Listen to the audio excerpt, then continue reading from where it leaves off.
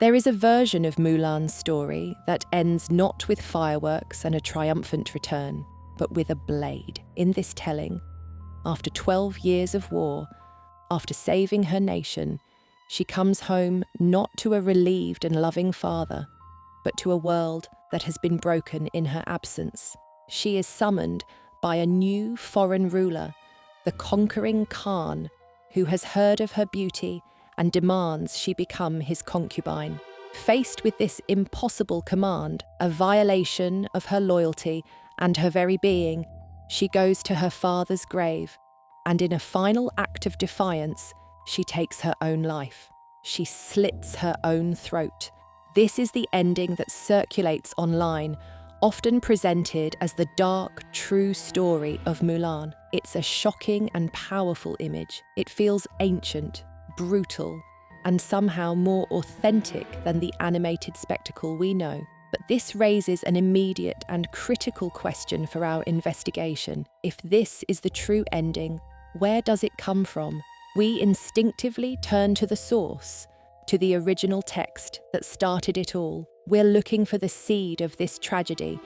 We're searching for the first instance of this story, expecting to find this dark conclusion. The problem is, when we do that, when we peel back the first layer of adaptation and look at the earliest known version of her story, it simply is not there.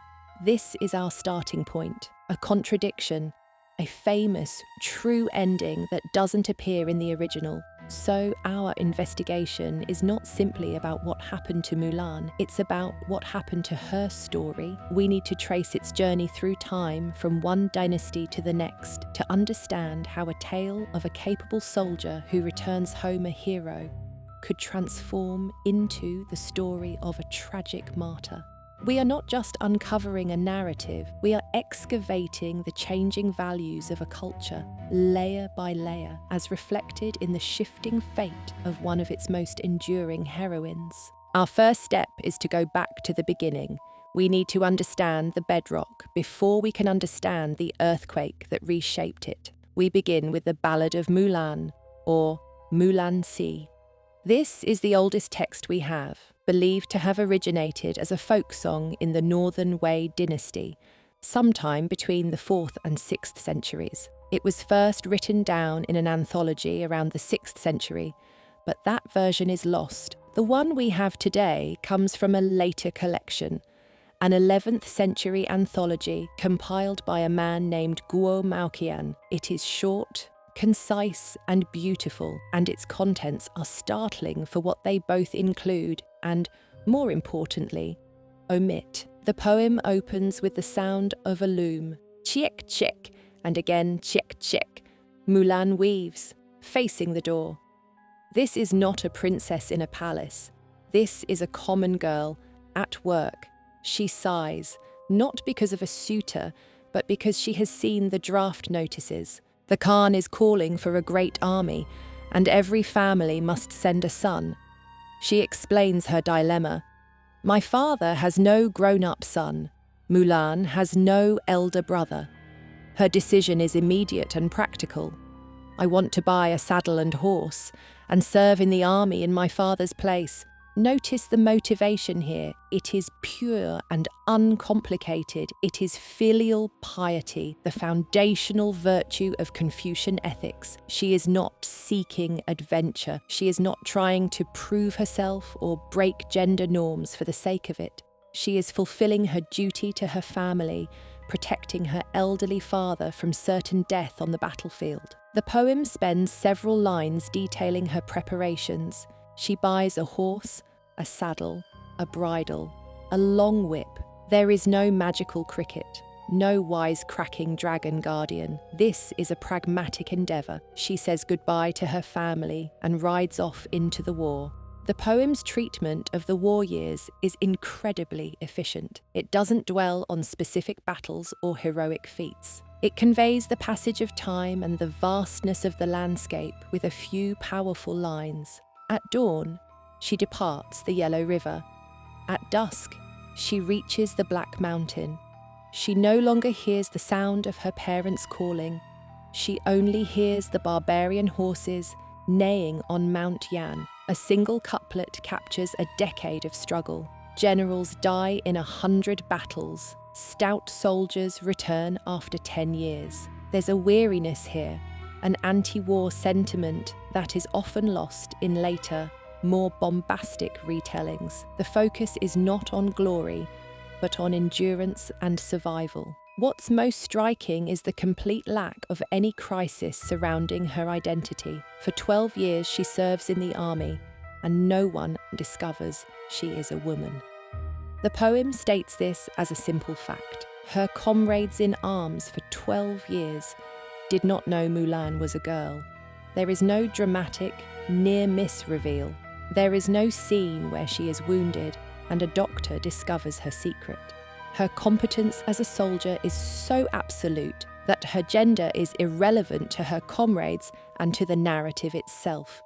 She is simply a good soldier. That is all that matters. When the war is over, the victorious soldiers are brought before the Son of Heaven, the Emperor. He is granting promotions and rewards. He offers Mulan a high-ranking post in a government ministry. This is her moment. She could accept a life of power and influence, a reward for her incredible service. Her response is telling. She says, "I have no need for a high minister's post. I wish to borrow a swift-footed camel to carry me back to my hometown." Her only desire is to return home. Her service is complete. Her duty is done. Her motivation remains what it always was: family. The homecoming scene is the emotional core of the poem. Her parents come out to the edge of the village to greet her. Her elder sister puts on her finest makeup. Her younger brother sharpens a knife to prepare a feast. This is the reunion she fought for. She enters her old room, takes off her warrior's armor, and puts on her old clothes. She combs her hair, adorns herself with flowers, and then she steps out to see her comrades, who have escorted her home.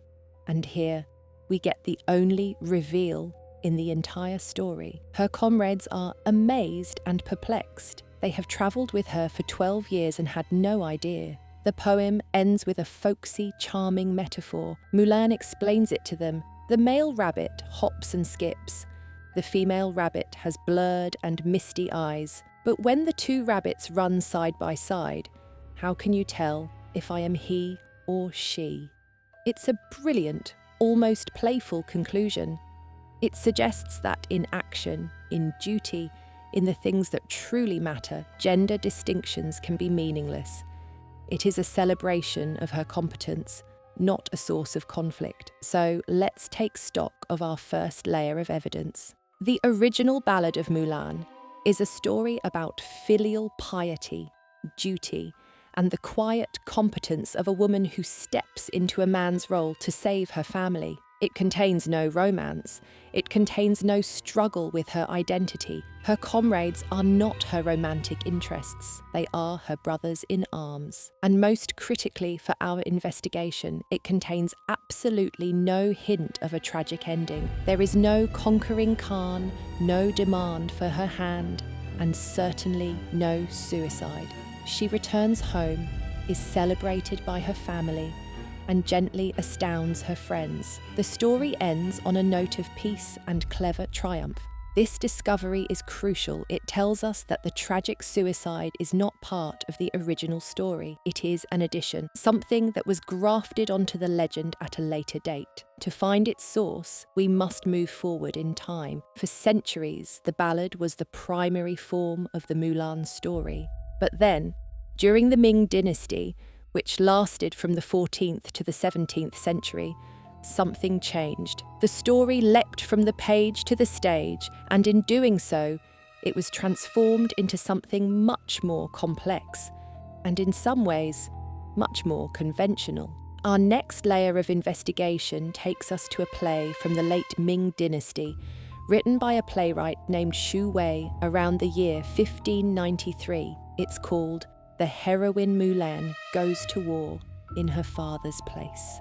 The very existence of this play tells us something important. Mulan's story was popular enough to warrant a full theatrical production, but theatre has different demands than poetry. It requires more plot, more characters, more dialogue, and most importantly for the Ming era, more drama and romance. Xu Wei takes the simple framework of the ballad and expands it dramatically. He adds new characters, new subplots, and a new central conflict. In this version, Mulan is not just a dutiful daughter, she is a well-educated, highly skilled young woman from a good family. But the most significant change is the introduction of a romantic subplot. While in the army, Mulan befriends a fellow soldier who is actually a government official in disguise named Wang Qingyun. A deep bond forms between them, a bond of mutual respect and admiration. This addition fundamentally alters the story's focus. The ballad was about Mulan's relationship with her family and her duty. The play is now also about Mulan's potential as a wife. The narrative starts to bend towards a conventional romantic resolution, but Xu Wei introduces another complication, one that speaks volumes about the gender anxieties of his time: foot binding. In his play, Mulan has bound feet. This was a common practice for respectable Han Chinese women during the Ming dynasty, but it presents a significant logistical problem for a story about a woman passing as a male soldier. The play has to perform narrative gymnastics to deal with this. There are scenes where Mulan struggles to unbind her feet to be able to march and fight like a man. It becomes a physical symbol of her dual identity, a constant source of pain and potential discovery. This detail, which seems so strange to us, grounds the story in the specific cultural realities of the Ming dynasty. It highlights the immense physical sacrifice required for her to transgress the boundaries of her gender. It's a detail that makes her story both more specific to its time and, in some ways, more harrowing. The play's ending represents a complete departure from the ballad's quiet conclusion. After the war, Mulan returns home and resumes her life as a woman. The official, Wang Qingyun, who had befriended her in the army, comes to her village to seek her out, only to be shocked to discover his respected comrade-in-arms is a woman. But his shock quickly turns to admiration and affection. He proposes marriage. Mulan, having fulfilled her duty to her father, now fulfills her societal duty by accepting the proposal. The play ends with a wedding. Let's analyse what's happening here. This is the first major reshaping of the Mulan legend. A story that originally had no romantic element is now given a classic romantic comedy ending. The fierce, independent soldier is ultimately reintegrated into society in the most traditional way possible, through marriage. Her extraordinary journey is framed as a prelude to her becoming a wife. This isn't necessarily a malicious change on the part of the playwright. It's a reflection of what the audience of the time expected and valued. A woman's story, no matter how heroic, was considered incomplete without a proper domestic resolution. This layer of our investigation is significant because it shows how easily the core message of the story can be altered. The ballad's ending, with its playful metaphor about rabbits, suggests a world where competence can transcend gender. The play's ending suggests that while a woman can temporarily adopt a man's role out of necessity, her proper place is ultimately within the family structure as a wife. The radical potential of Mulan's story is being contained, being made safe, but we still haven't found our tragic ending. In fact, we've moved in the opposite direction, from a quiet, independent homecoming to a celebratory wedding. This tells us that the suicide plot was not a Ming dynasty invention. It must have come later. Our investigation now must move forward again into the next great dynastic period, the Qing dynasty, which began in the mid-17th century. It is here, in a sprawling historical novel, that we finally find the source of the story we're looking for. We are now examining the Sui Tang Romance, a historical novel written by Chu Renhui, published in 1695. This is a massive work, 100 chapters long, weaving together historical events and folk legends from the transition period between the Sui and Tang dynasties. Mulan's story is included as one of these tales, and it is here that her fate takes a dark and definitive turn. To understand why, we have to understand the world in which Chu Renhuo was writing. The Qing dynasty was founded by Manchu invaders who conquered the Ming dynasty. This was a period of immense political upheaval, trauma, and questions of loyalty. The new Manchu rulers were seen as foreign barbarians by many Han Chinese. The concept of loyalty to one's dynasty, even a fallen one, became a paramount virtue. Alongside this, the Qing dynasty saw a dramatic intensification of Confucian moral codes, particularly for women. This period is famous for what historians call the cult of chastity, where female virtue, particularly a widow's decision to never remarry and remain loyal to her deceased husband, was celebrated as the highest possible feminine ideal. Chastity and loyalty became intertwined, and both were virtues worth dying for. It is against this backdrop that Chu Renhuo rewrites Mulan's story. In his version, Mulan is not fighting for some generic Khan, as in the ballad. She is fighting on behalf of the Tang, against the forces of a Turkic Khan named Du Jiandi. This is already a significant change. Her enemy is specific, and he is a foreigner. But the most crucial alteration is what happens after the war. In this telling, Mulan's side effectively loses. The Tang forces are defeated, and the victorious Khan, having heard tales of the beautiful and fierce female warrior, Mulan, demands her as a war prize. He wants her for his harem. This introduces a conflict that is entirely absent from all previous versions. The ballad ends with her refusing a promotion. The Ming play ends with her accepting a marriage proposal from an esteemed colleague. The Qing novel ends with her being commanded to become the concubine of a foreign enemy.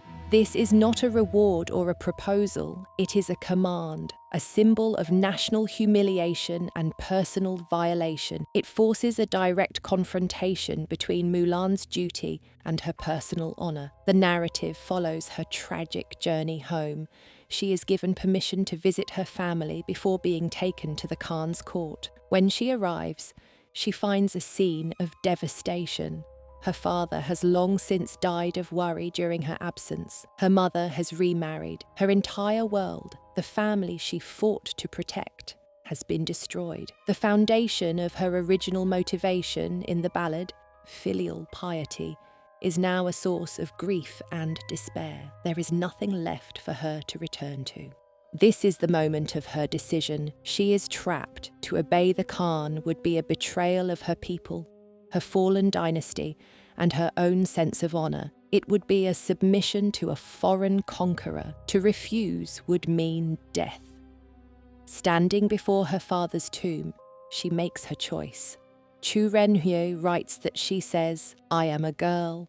I have been through the terrors of war and the dust of the battlefield. I am fortunate to be alive and to have returned. But now I am summoned to the palace of the Khan to serve a foreign ruler. What face do I have to see my ancestors?" Her speech frames the conflict in terms of loyalty and chastity. Her body belongs not to herself, but to her family and her people. To give it to the Khan would be the ultimate disgrace. And so, she kills herself.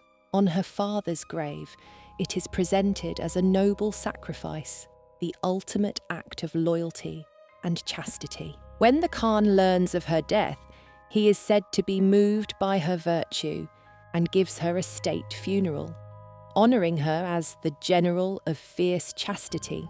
The title itself tells you everything you need to know about the story's new purpose. She is no longer primarily a symbol of filial piety or military competence. She is now a martyr for chastity. Here it is. We've found the source. The famous true tragic ending of Mulan is not from the ancient original poem. It is from a 17th century novel written in a specific political and cultural climate that was obsessed with the ideals of dynastic loyalty and female purity. Chu Renhuo took the character of Mulan and repurposed her. He turned her from a folk hero into a moral exemplar, a woman whose greatest act was not fighting for 12 years, but choosing death over dishonor.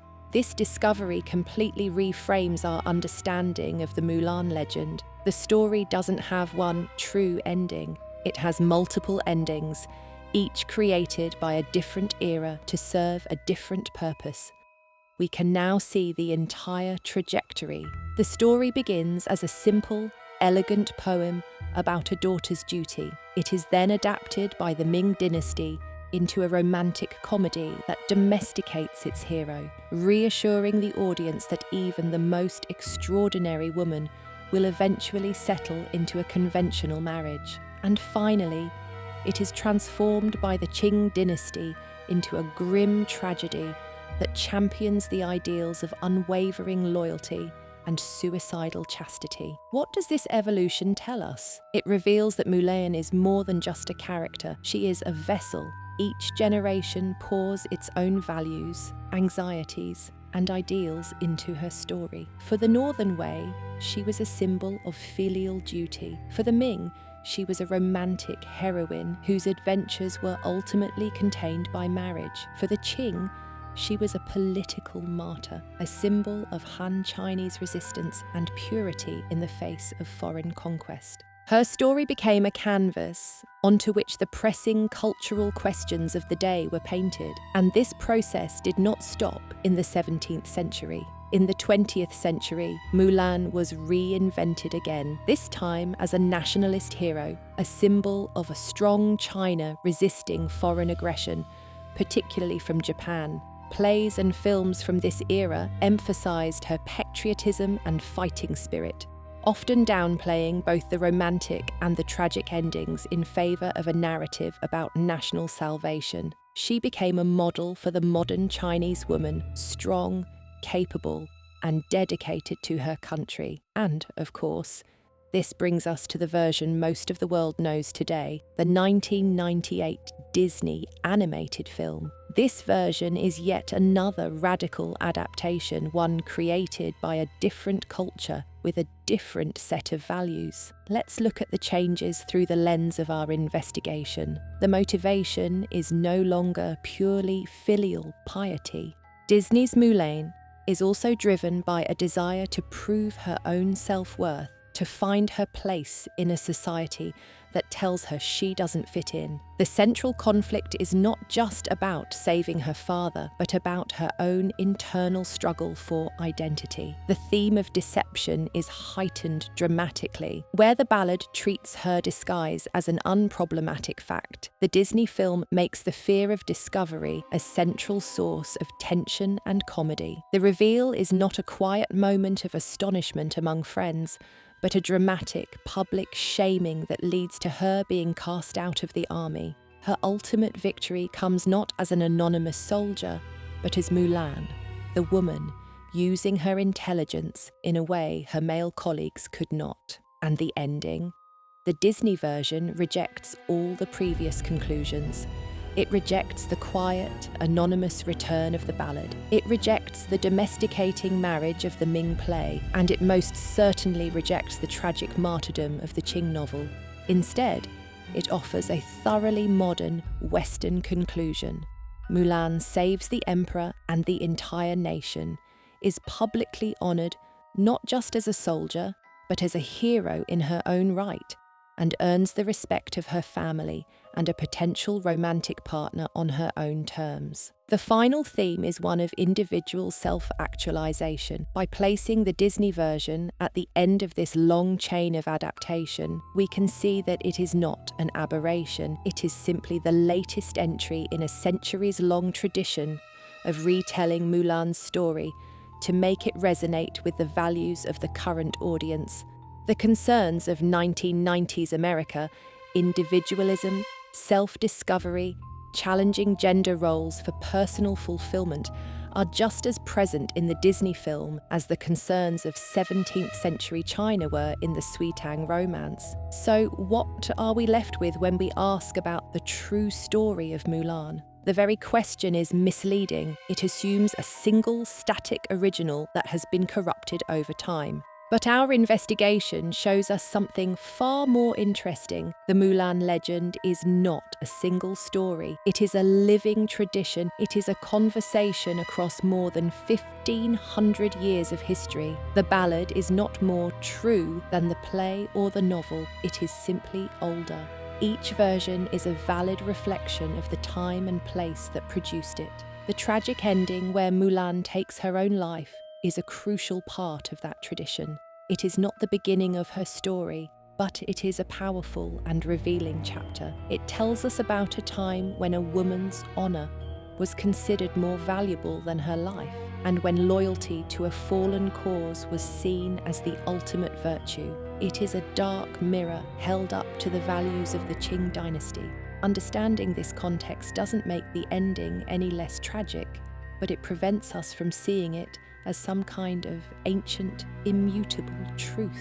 It was a choice made by an author in 1695 to serve a specific moral and political purpose. This journey through the layers of the Mulan legend offers us a new way to think about myths and heroes. They are not fixed points in the past, they are dynamic, constantly being renegotiated. The things we choose to emphasize in a story, the details we add, and the endings we write all reveal more about us than they do about the original text. The Ming dynasty needed Mulan to be a wife. The Qing dynasty needed her to be a martyr. The 20th century needed her to be a nationalist. The Walt Disney Company needed her to be an individualist. What we've uncovered is that the suicide ending, far from being the authentic core of the story, is perhaps the most extreme example of this adaptation process. It represents the moment when the character of Mulan was pushed to its absolute limit to serve an ideological function. The woman who simply wanted to save her father and go home was transformed into a figure who had to die to prove her virtue. It is a testament to the power of the original character that she could withstand even this transformation and continue to be retold in new ways for future generations. So we have come from a place of simple contradiction, a true ending that was not in the original, to a much deeper understanding. The story of Mulan is the story of China's own changing image of itself, and particularly its image of women. From the practical, capable soldier of the ballad, to the romantic heroine of the play, to the chaste martyr of the novel, to the self-actualized hero of the animated film, her journey maps the shifting cultural landscape. We began this investigation with a simple question: where did the tragic ending of Mulan's story come from? We have found it not in the mists of ancient folklore, but precisely located in a 17th century novel, a product of the specific anxieties of the Qing dynasty. We have seen how her story was first built on a foundation of filial piety, then remodeled with the framework of romantic comedy, before finally being given a tragic facade of political martyrdom. Each layer did not erase the one before it, but built upon it, creating a complex, contradictory, and endlessly fascinating figure. The broader implication here is profound. It's a pattern we see with countless historical and legendary figures. Stories are tools. They are used by cultures to define themselves, to teach their values, to process their traumas, and to articulate their hopes. The way a story is told, especially the way it ends, tells us what a society wants its heroes, and by extension, its people, to be. The journey of Mulan's ending is a perfect case study in how a legend is molded by the pressures of history. When you encounter the story of Mulan now, in any of its forms, you are not looking at a single simple tale. You are looking at a conversation across centuries. You are seeing the reflection of dynastic collapse, the rise of new moral codes, and the modern search for identity. The quiet and competent girl at the loom from the original ballad carries the weight of all these later interpretations. Her story is no longer just about a war, it is about the ongoing battle over what her legacy should mean. The version where she takes her own life is not the true ending, but it is a true reflection of one powerful and tragic answer to that question.